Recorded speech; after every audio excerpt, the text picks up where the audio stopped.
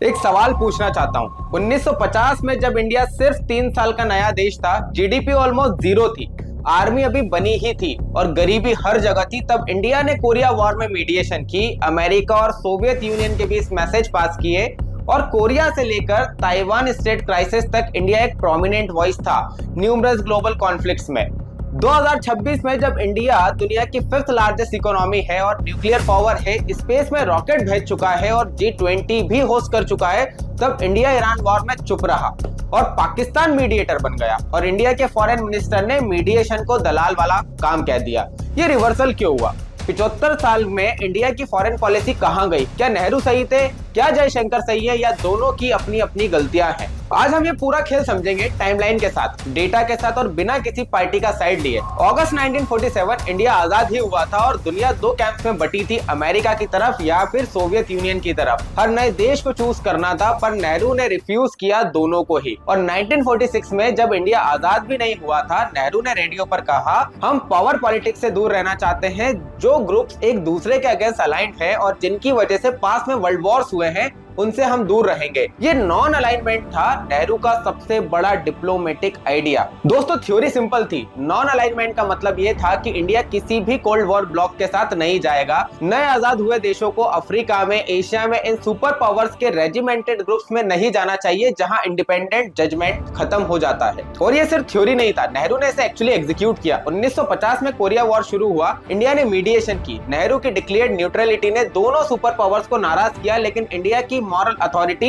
Establish हुई। एक 3 साल की कंट्री जो खुद गरीबी में डूब रही थी, दुनिया के सबसे बड़े कॉन्फ्लिक्ट में मीडिएटर बनी। बार्डुंग कॉन्फ्रेंस 1955, नेहरू ने अफ्रीका और एशिया के न्यूली इंडिपेंडेंट कंट्रीज को एक प्लेटफॉर्म दिया। Afro Asian solidarity, common colonial history और कॉमन स्ट्रगल, इंडिया उसकी आवाज बना।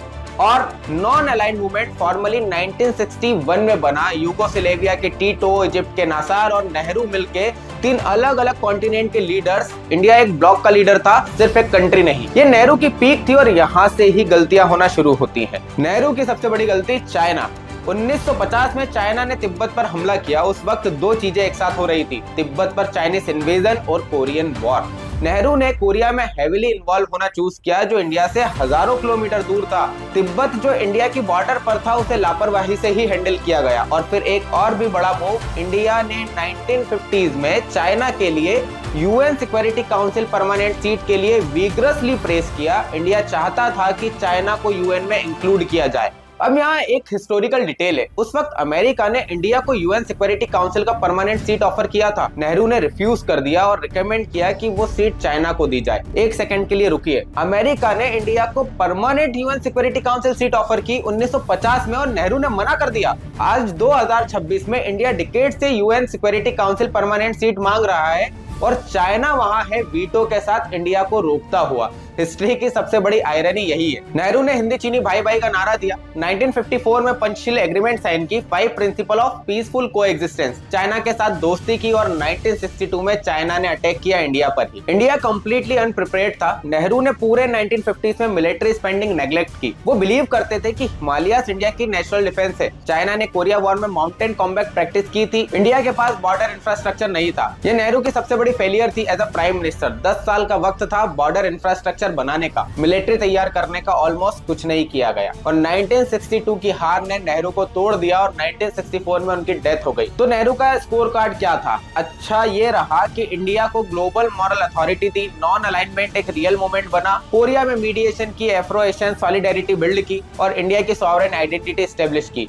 एक ऐसे वक्त में जब नए देश या तो अमेरिका या फिर सोवियत का पपेट बन जाया करते थे। और बुरा ये रहा कि तिब्बत पर गलत choice, UN security council seat refuse करना, मिलिट्री नेग्लेक्ट करना, चाइना पर इतना ट्रस्ट जो जस्टिफाइड ही नहीं था, 1962 की ह्यूमिलेटिंग डिफीट और नॉन अलाइनमेंट जो थ्योरी में परफेक्ट था, प्रैक्टिस में अकेला इंडिया को ज्यादा आइसोलेट करता था देन इट हेल्प। अब फास्ट फॉरवर्ड करते हैं, 1991 सोवियत यूनियन टूट गया, कोल्ड वॉर खत्म हुआ, नॉन अलाइनमेंट का कॉन्सेप्ट आउटडेटेड हो गया, क्योंकि अगर सिर्फ एक सुपर पावर बची है तो अलाइन या नॉन अलाइन करें किसके साथ? इंडिया का इकोनॉमी 1991 में ऑलमोस्ट बैंक करप्ट हो गई थी। आईएमएफ से लोन लेना पड़ा, लिबरलाइजेशन ट्रांजिशन शुरू हुई मनमोहन सिंह के साथ। यहाँ से इंडिया की फॉरेन पॉलिसी स्ट्रेटेजिक ऑटोनॉमी में शिफ्ट हुई, नेहरू वाली मॉरल नॉन अलाइनमेंट नहीं। ये ज्यादा प्रैग्मेटिक था, अमेरिका के साथ भी, रशिया के साथ भी और चाइना के साथ भी नेशनल इंटरेस्ट देखो और डिसाइड करो। ये शिफ्ट जरूरी भी था क्योंकि दुनिया बदल गई थी।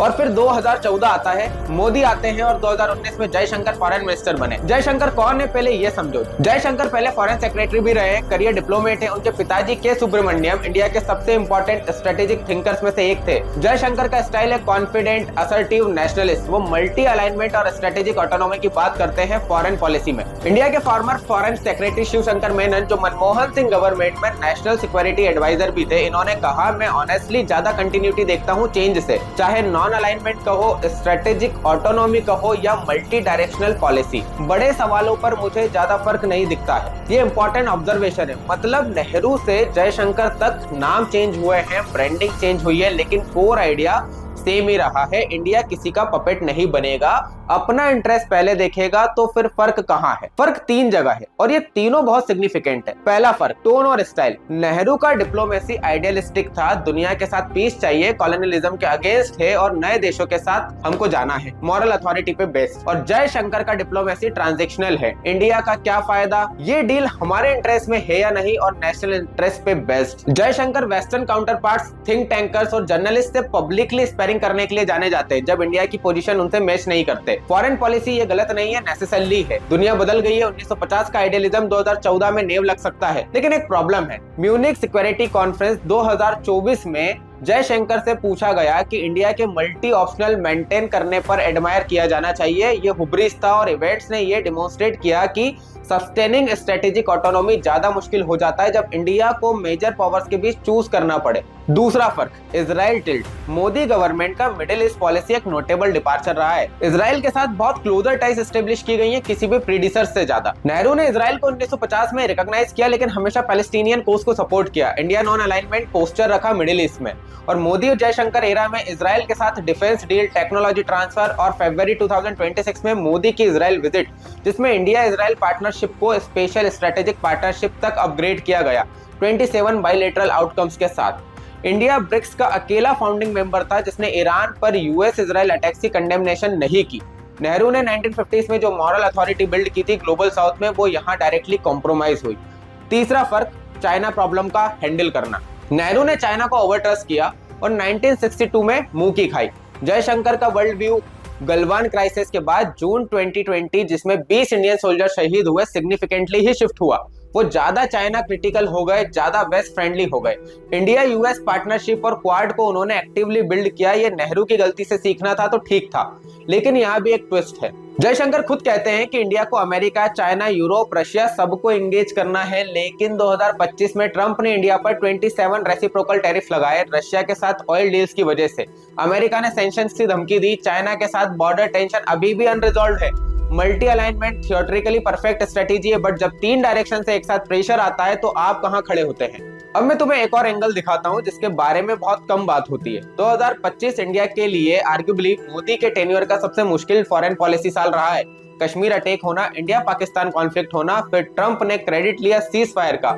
पाकिस्तान वाशिंगटन रिलेशनशिप इंप्रूव हुए, असीम मुनीर व्हाइट हाउस में 2 बार गया और ईरान वॉर में पाकिस्तान मीडिएटर बना, इंडिया नहीं। Formal national security adviser Shivshankar Menon ने मोदी गवर्नमेंट की फॉरेन पॉलिसी को स्ट्रेटेजिक इनकोरेंस कहा, बिना किसी ओवर आर्किंग कॉन्सेप्चुअल फ्रेमवर्क के। ये हार्श जजमेंट है, लेकिन सवाल वैलिड है। जयशंकर के मल्टी अलाइनमेंट में फ्रेमवर्क क्या है और प्रिंसिपल क्या है, कब इंडिया किसकी साइड लेगा और कब नहीं। जयशंकर के क्रिटिक्स कहते हैं कि मोदी गवर्नमेंट ने कॉलेसली इंस्ट्रूमेंटल अप्रोच लिया है डिप्लोमेसी में, प्रिंसिपल फॉरेन पॉलिसी की जगह। तो स्कोरबोर्ड क्या है जयशंकर का? अच्छा ये रहा कि इंडिया की इकोनॉमी ग्रो हुई, डिप्लोमेटिक एंगेजमेंट्स बढ़े, G20 सक्सेसफुली होस्ट हुआ, क्वाड स्ट्रॉन्गर हुआ, यूएस इंडिया रिलेशनशिप डिपेंड हुए। इंडिया ने खुद को विश्व मित्र के रूप में प्रेजेंट किया। इंडिया दुनिया की 5th लार्जेस्ट इकोनॉमी है, जिसने यूके को भी पीछे छोड़ दिया, जो कि उसकी खुद की फॉर्मल कॉलोनियल पावर थी।